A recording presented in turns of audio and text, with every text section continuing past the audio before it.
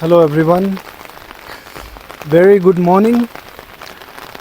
It's a beautiful weather right now in the middle of March. I am in McLeodganj, Himachal Pradesh. Suddenly it has been raining for 2 days now and heavily snowfall. It's so sudden.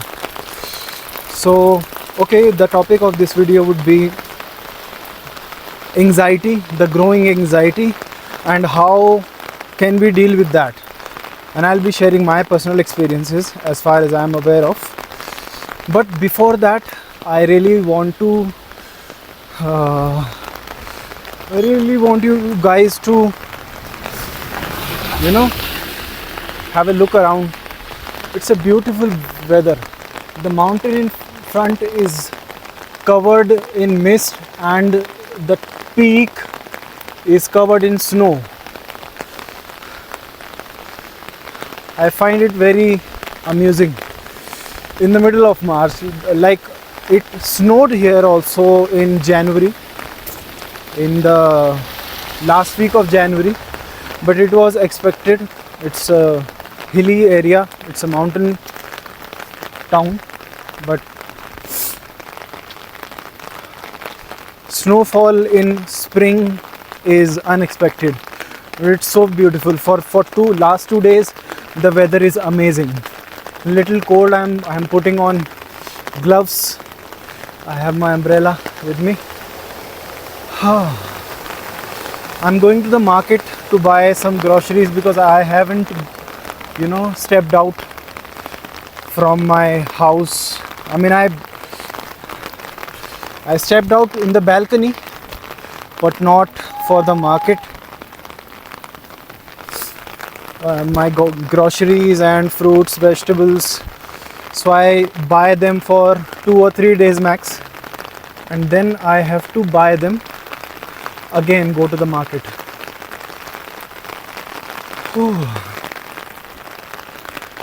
I hope there is no water drop, although the camera is waterproof.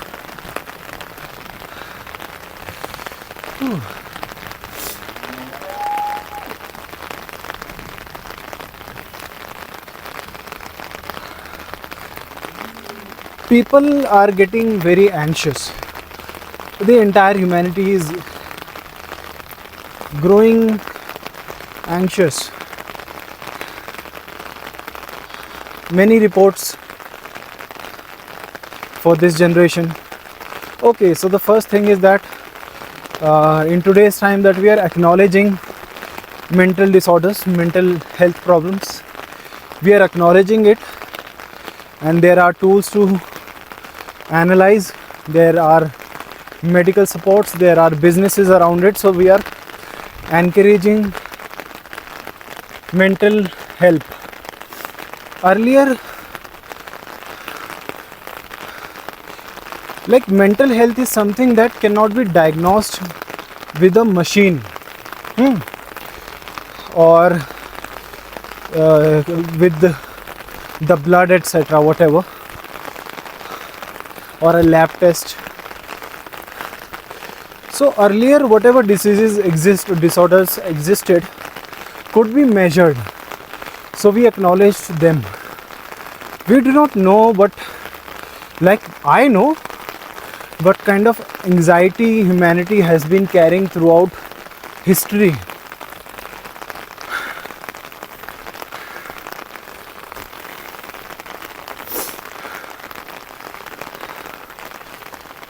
But there were no tools, there was no openness. People were not interested in talking about this. If somebody seemed mentally ill, they would call them, mad, psychotic, or sometimes if the intensity of mental health disorder would be so much, they would treat it with exorcism, call each other witch, or if there is a ghost or exorcism has been performed over them. People have been suppressing their emotions, what they have been dealing inside themselves throughout the history. Now, the worst thing that I dislike about men, especially today, they say in our times there was no depression, there was no anxiety. But in your time there was exorcism. In your times they would put women on fire, because women were oppressed throughout history and they would develop more mental illnesses. So you would put them on fire, you would beat them if they would act differently, you know, all sorts of things. So mental disorders exist, it's a natural state of mind, and it erupts because of problems that society creates. Now, one of my very old friends is not a friend anymore. I was very close to her. She had a rough childhood, and many a times she would get these anxiety attacks, panic attacks in the public. So those who are watching and who think that in their times mental disorders would not exist, if somebody like my friend, who if they would get a panic attack in public, you guys would call them witches, that there is a ghost upon them, somebody, they are possessed, etc.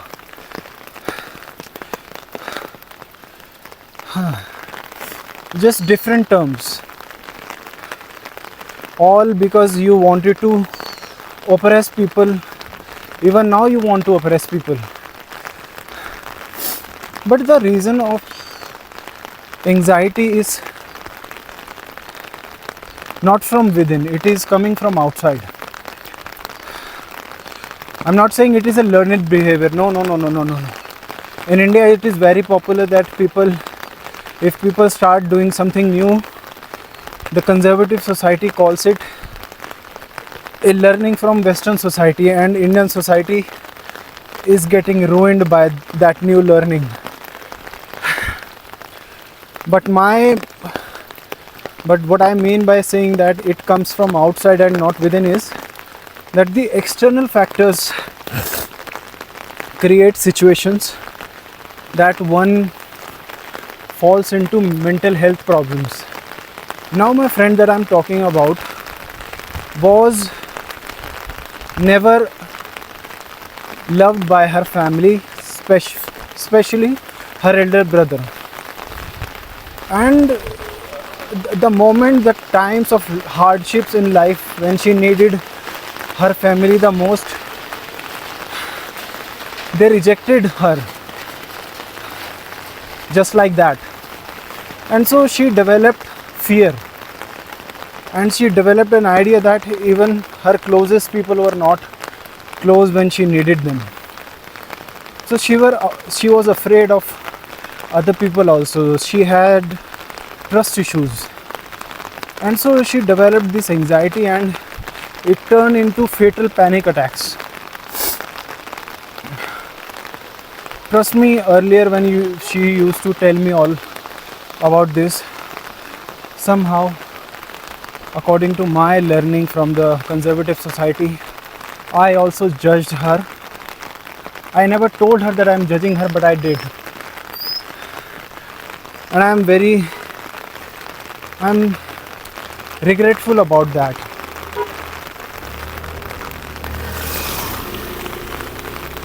But how did I learn to understand and open the horizon of my thinking in this manner? Last year I also went through some mental problems, not of this extent, but I suppressed my feelings a lot. And but gladly I realize that all of it is coming from external area of life, not from within. It is not my problem. It is a problem that you develop living in the society. When you have expectations, when you do not love yourself, and we can say when you are not taught to love yourself by people who should have taught you to love yourself when they were nurturing you, when you were growing up in your childhood, in your early youth. Because human beings are very emotional animals, and emotional balance is a survival skill. Unlike other animals, at least other animals feel safe with their parents, their group where they grow up. It's very difficult with human beings. Our families only put us under so much social obligations that they forget to teach us how to learn this very critical survival skill, that is balancing our emotions, and that we should not care about the society.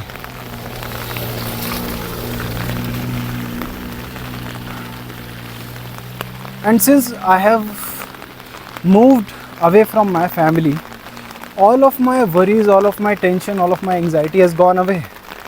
And then I usually sit down and think about these things, like how my life has changed, and I relate it to other people, and then I talk. I don't feel any mental pressure because emotionally and mentally I have detached myself. People many a times go away from their family, but they do not detach themselves mentally and emotionally. Either they go away for work, to seek an ambition, to move to a different city or a different country, but their expectation is always attached to external sources like family, society, relatives. I'm not talking about that. I'm talking about true freedom. The freedom, like my friend that I was talking about, has been dealing with this problem since 2012, maybe earlier than that also. I know her since that time only. But still, till now, we do not target the main problem. We do not, unroot the tree of all these problems. That is social expectation and social attachment. How can we expect to be free and healthy mentally when we are attached to the core problem, the core reason of our mental illness, mental problems, mental stress, mental burden? It's like we keep consuming the food that makes us sick, and we keep taking medicine, but we do not eradicate that food from our lifestyle because we love it so much. We are attached with it. So we tell ourselves that I'll take medicine every day, every moment, every hour, but I cannot leave that. I cannot leave the main problem that is causing this issue. So this is the problem, that for years and years and years people stay in that anxiety because they are not targeting the main problem. Like mental problems, how can mental problems come?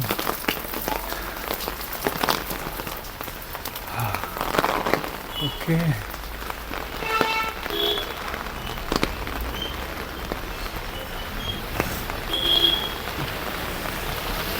My answer is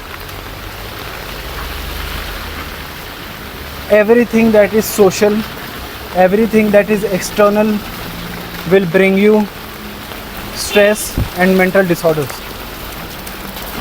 Family, their expectation, your expectation with them, huh?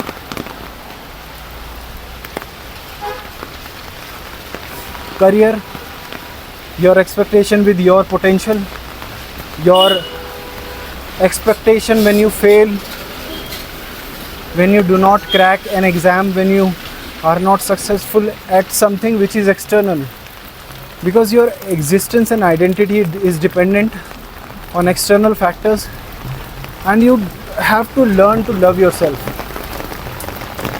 You have to learn to love yourself and love your individual identity.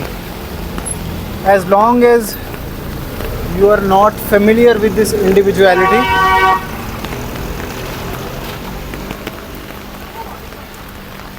you will be, this problem will grow, and we'll keep studying researches and different kind of articles, whatever, internet videos, whatever is going on. But somehow we are not interested in targeting the root problem. I have targeted the root problem and I escape this. Now when I do not have anything to do with external things, I don't even have any single expectation from something outside me. I am happy if people get away from me. I am happy if people are disappointed in me. I am happy if I disappoint myself.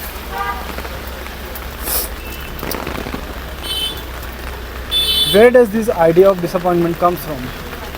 It is a social idea. It is not natural. Why does somebody feel disappointed? Only when you are not able to do something socially, when you are not able to crack an exam or play good at a sport, or you are not able to, you are not able to fulfill your own expectation from yourself. These are the sources of problems. Let's target them. Or else we will be in the list of those people who are continuously increasing the number of mental health problems, and we will be in the number of people about whom mental researches are getting conducted. India is in this crisis, America is in this crisis, whatever country is in this crisis. The more social expectation is growing, the more anxiety is growing. By time we are growing more social,